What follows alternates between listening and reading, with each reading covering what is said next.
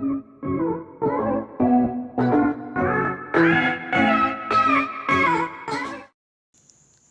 friends, welcome to my YouTube channel MPPSC Online Classes. In this lecture of MP History, we will be dealing with the Chanderi. अब चंदेरी में ऐसी कुछ dynasty के बारे में नहीं पढ़ेंगे, बट चंदेरी से रिलेटेड जो भी चीज़ें हैं हमारी हिस्ट्री की स्टार्टिंग से एंड तक, उसके बारे में हम पढ़ेंगे। अब चंदेरी हमारा आता कहाँ पर है? पहली चीज़ तो एक चीज़, हम चंदेरी को किस तरीके से जानते हैं, तो चंदेरी की जो साड़ीज़ फेमस है उसके लिए हम उसको जानते हैं।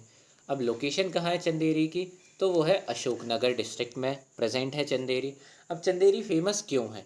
जो चंदेरी उसके मॉन्यूमेंट्स के लिए फेमस है, क्योंकि यहाँ पर बहुत सारी अलग अलग डायनेस्टीज़ का इन्फ्लुएंस रहा, रूल तो नहीं बोल सकते हैं, एक इन्फ्लुएंस रहा। तो उन्होंने अलग अलग मॉन्यूमेंट्स बनवाए, जैसे कि बुंदेला, सुल्तान ऑफ मालवा, कुछ मुगल्स ने भी बनवाए चंदेरी में मॉन्यूमेंट्स। और यहाँ पर एंशियंट जैन टेम्पल्स के लिए भी ये जाना जाता है। अब चंदेरी की हिस्ट्री को हम देखते हैं।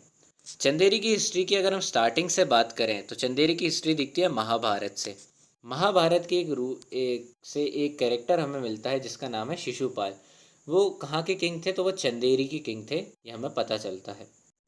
फिर अगर हम बात करें, जब मोहम्मद महमूद गजनवी की जब इन्वेजन्स हो रही थी, ठीक है, तब एक राइटर थे अलबरूनी, उन्होंने अपनी एक बुक लिखी थी किताबुल हिंद। उस बुक में चंदेरी का मेंशन दिया गया है, ठीक है।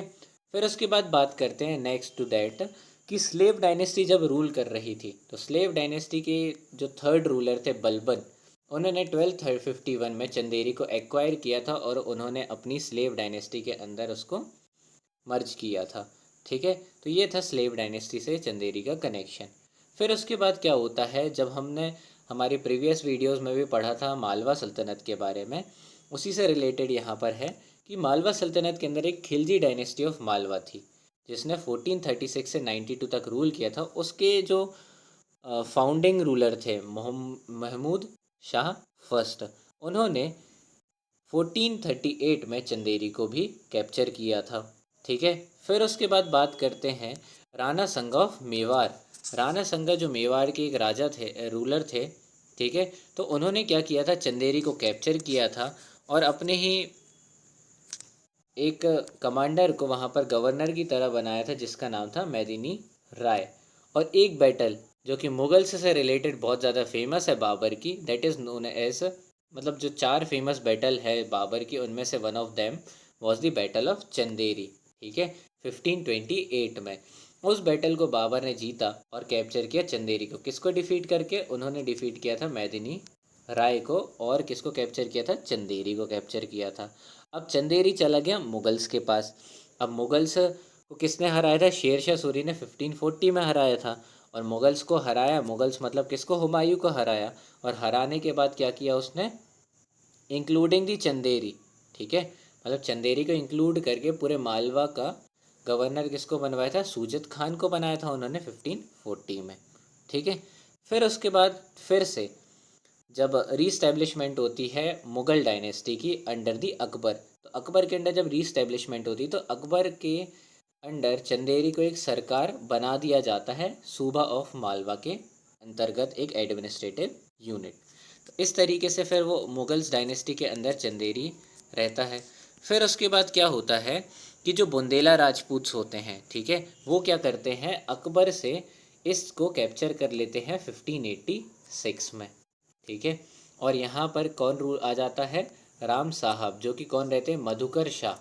जो मधुकर शाह करके रूलर हैं ओरछा के, उनके बेटे जो रहते हैं राम साहब, वो यहाँ पर रूल करते हैं, ठीक है। फिर बुंदेलास के पास लंबे समय तक ये जो चंदेरी पर बुंदेलास का कंट्रोल रहता है, लेकिन धीरे धीरे आगे चल के मराठास के लिए, ठीक है, मराठास के लिए 1811 में जीन बैप्टाइड फेलोस करके एक ब्रिटिशर थे, उन्होंने मराठा रूलर दौलत राव सिंधिया, जो कि सिंधिया डायनेस्टी ऑफ ग्वालियर है, उसके जो रूलर थे दौलत राव सिंधिया, उनके लिए जीन बैप्टाइड फेलोस ने 1811 में बुंदेला राजपूत से किसको जीत लिया था? चंदेरी को जीत लिया था। फिर क्या हुआ? दौलत राव सिंधिया मतलब सिंधिया डायनेस्टी के अंदर चंदेरी आ गया था, बट 1844 में चंदेरी को ब्रिटिशर्स को ट्रांसफ़र कर दिया गया था, बट उसको फिर से सिंधियास के पास वापस दे दिया गया था।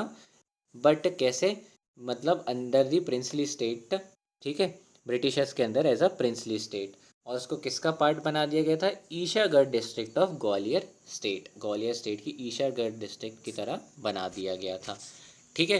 तो ये कुछ थी हिस्ट्री किसकी, हमारी चंदेरी की, स्टार्टिंग से एंड तक जो जो रिलेशन थे। अब हम चंदेरी रिलेटेड मॉन्यूमेंट्स की बात करेंगे। पहले हम इसका ही शॉर्ट रिवीजन कर लेते हैं।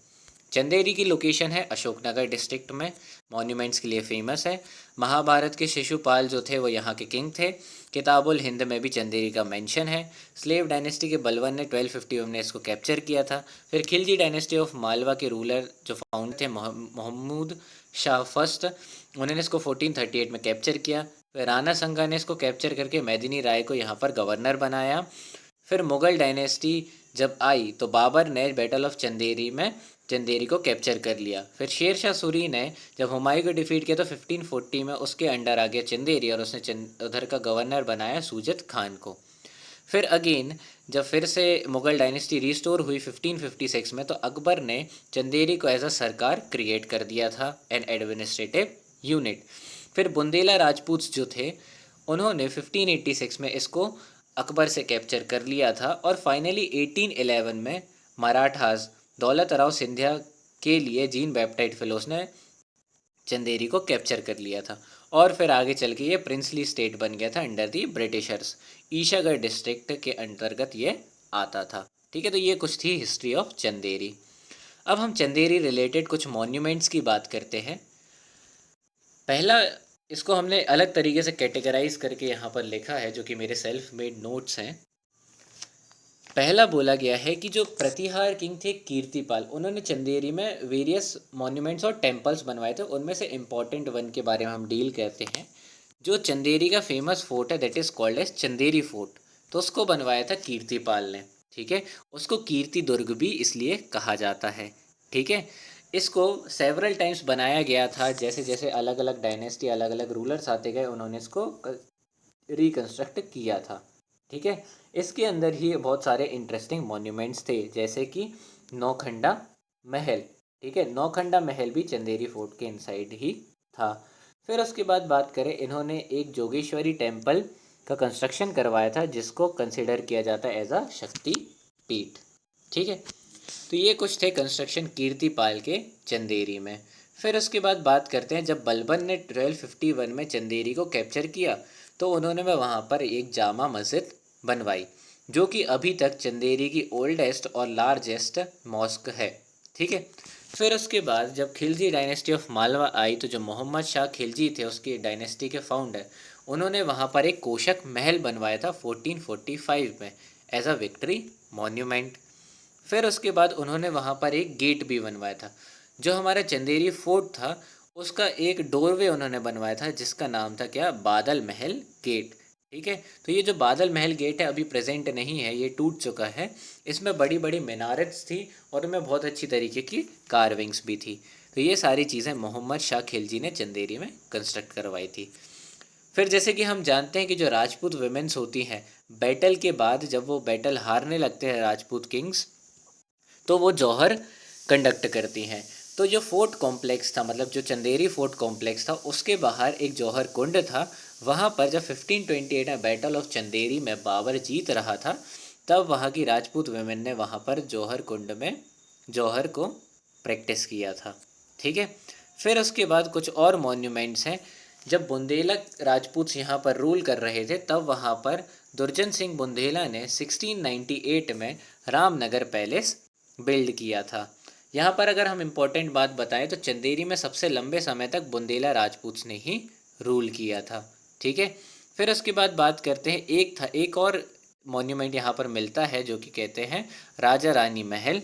फिर उसके बाद बात करें, एक और आ जाता है जिसको कहते हैं कती घाटी गेटवे।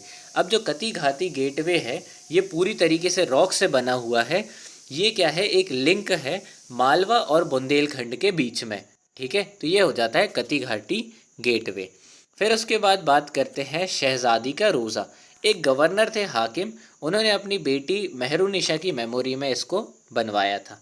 अब जैसे कि हमने बात करी चंदेरी किस लिए जाना जाता है, उनके जैन टेम्पल्स के लिए भी जाना जाता है। तो यहाँ पर 4 इंपॉर्टेंट जैन टेम्पल्स के नाम हमें याद रखने हैं। एक है चौबीसी बारा टेम्पल, एक है परशनाथ टेम्पल, एक है खंडरगिरी जैन टेम्पल। जो खंडरगिरी जैन टेम्पल है वो 45 फीट लंबा, वहाँ पर एक ऋषभनाथ की आइडल प्रेजेंट है, ठीक है। और एक और यहाँ पर जैन टेम्पल है जिसका नाम है श्री चंद्रप्रभा जैन टेम्पल। ये कुछ हमने चंदेरी डायनेस्टी के बारे में देखा और उनकी इम्पोर्टेंट प्लेसेस के बारे में जो कि अलग अलग रूलर ने समय समय पर कंस्ट्रक्ट करवाई थी। अगर आपको ये वीडियो पसंद आई हो तो लाइक करिएगा। Thank you.